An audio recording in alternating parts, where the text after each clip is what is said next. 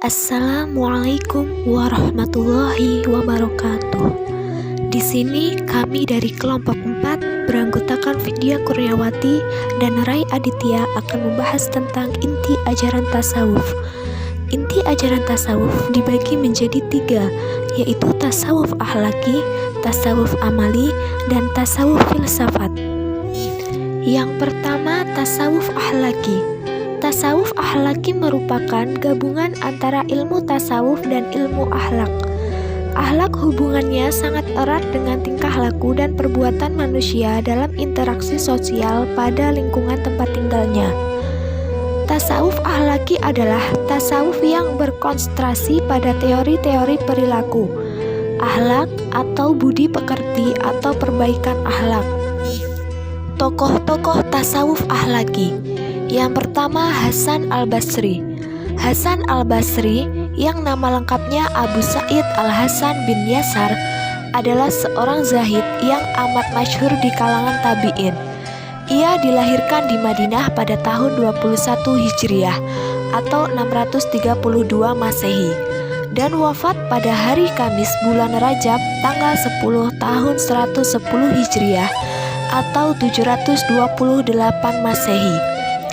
Ia dilahirkan 2 malam sebelum Khalifah Umar bin Khattab wafat.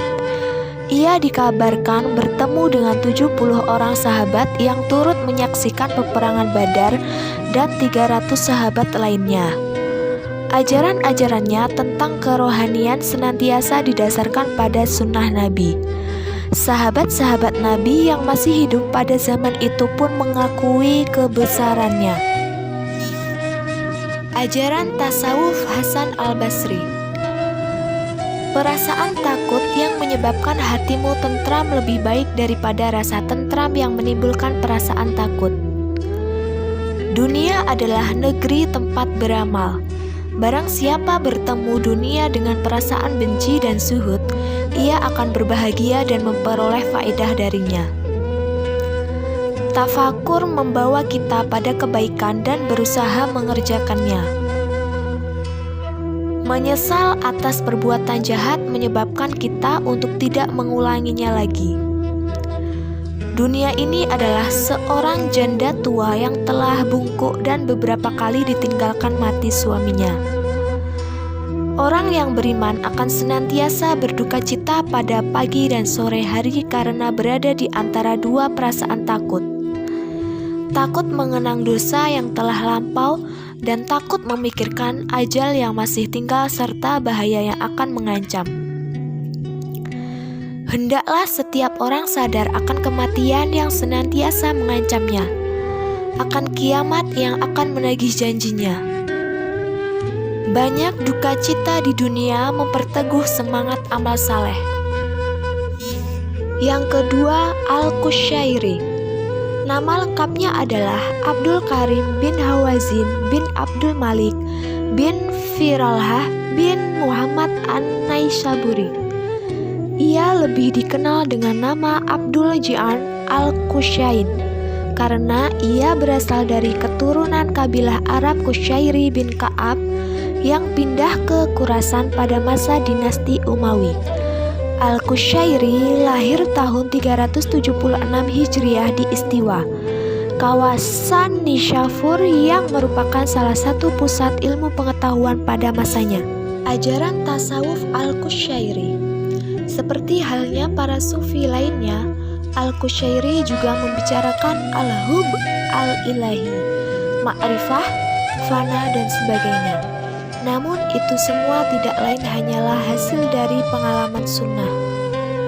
Uzlah penting dan sangat berguna dalam membina akhlak dan membersihkan jiwa. Namun, hakikat uzlah yang sebenarnya bukanlah menjauhi pergaulan dengan manusia, melainkan meninggalkan akhlak al-mazmumah. Al-Qushayri juga menekankan pentingnya mengekalkan zikir menurut cara yang ditalkinkan oleh syaikh dan menyelaraskan zikir lisan dengan qalb. Sebab dengan itulah seorang sufi akan sampai kepada tingkat gaibah al-zakiri al-mazkur. Yang ketiga, Imam Ghazali. Nama lengkapnya adalah Abu Hamid Muhammad bin Taus At-Tusi Asy-Syafi'i Al-Ghazali. Secara singkat dipanggil Al-Ghazali atau Abu Hamid Al-Ghazali. Ia dipanggil Al-Ghazali karena dilahirkan di Ghazal, suatu kota di Khurasan, Iran pada tahun 450 Hijriah 1085 Masehi. 3 tahun setelah kaum Saljuk mengambil alih kekuasaan di Baghdad. Ajaran tasawuf Al-Ghazali.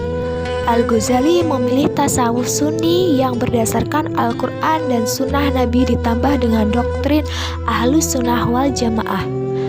Menurut Al-Ghazali, jalan menuju tasawuf dapat dicapai dengan mematahkan hambatan-hambatan jiwa dan membersihkan diri dari moral yang tercela, sehingga kalbu lepas dari segala sesuatu selain Allah dan selalu mengingatnya.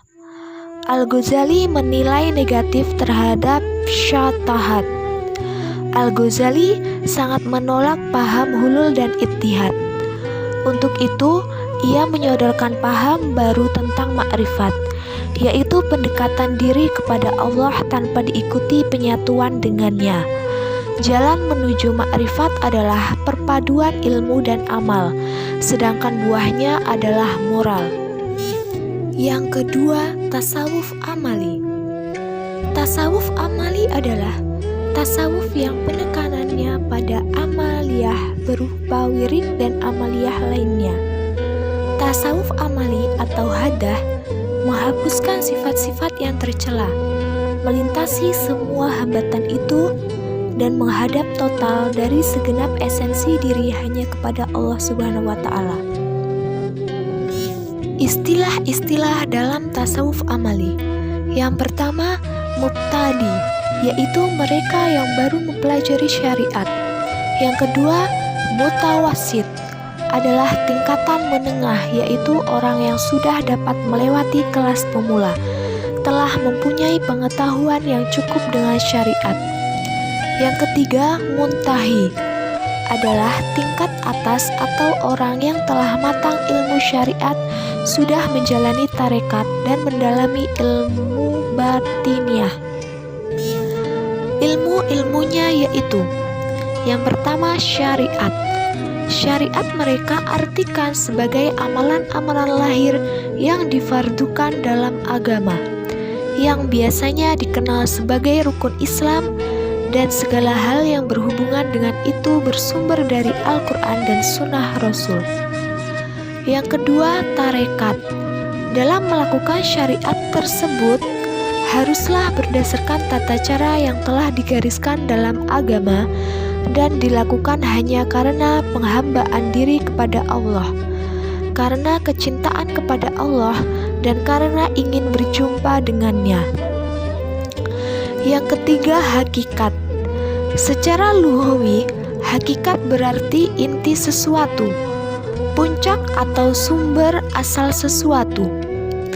Dalam dunia sufi, hakikat diartikan sebagai aspek lain dari syariat yang bersifat lahiriah, yaitu aspek batiniah.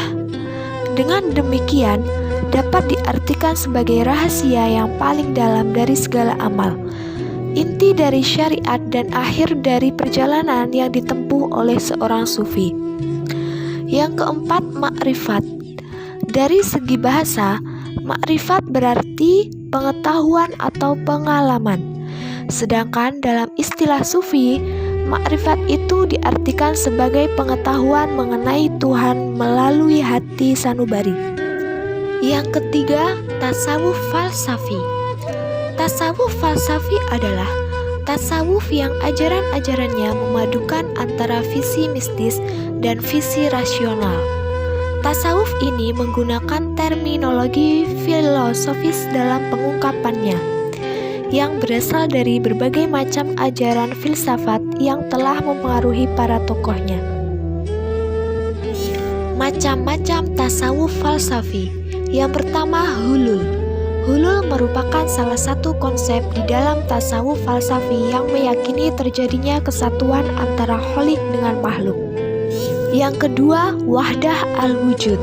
Istilah wahdah al-wujud sangat dekat dengan pribadi Ibnu Arabi, sehingga ketika menyebut pemikiran Ibnu Arabi seakan-akan terlintas tentang doktrin wahdah al-wujud.